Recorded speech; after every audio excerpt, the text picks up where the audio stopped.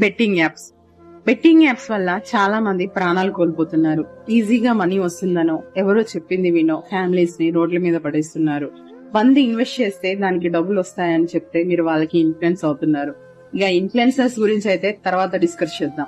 100 రూపాయలు పెడితే 200 వస్తాయి కదా, ఇంకా ఖర్చు వెళ్ళిపోతుందనో, కొంతమంది వాళ్ళ అవసరాలు తీరుతాయనో, బైక్ కొనుక్కొచ్చానో, ఫోన్ కొనుక్కొచ్చానో, ఇలా రకరకాల కారణాల వల్ల మీరు ఆ ఊబిలోకి దిగుతుండొచ్చు. కానీ బెట్టింగ్స్ ఆడొద్దని ఐపీఎస్ సజ్జనర్ సార్ లాంటి వాళ్ళు ఇంకా చాలా మంది అందరిలో అవేర్నెస్ తీసుకొస్తున్నారు. బెట్టింగ్స్ ఎగైనిస్ట్ గా ఫైట్స్ కూడా చేస్తున్నారు. రీసెంట్ గా బెట్టింగ్ యాప్ వల్ల నిజామాబాద్ లో ఒక అబ్బాయి సూసైడ్ చేసుకున్నాడు. ఒకవైపు సోషల్ మీడియా మొత్తం say no to betting app అని ప్రచారం చేస్తున్నా కూడా మీరు మారకపోతే ఎలా? మీరు మనీ లాక్ అయి ఉండొచ్చు. మీ పేరెంట్స్ కి ఎక్స్ప్లెయిన్ చేయండి. మీ తప్పు తెలుసుకొని టైం తీసుకొని అప్పులు కట్టేయండి. పోయిన డబ్బులు రాబట్టాలని మళ్ళీ మళ్ళీ అదే ఊబిలోకి దిగి మీ ఫ్యామిలీస్ ని బాధ పెట్టకండి. Please say no to betting apps.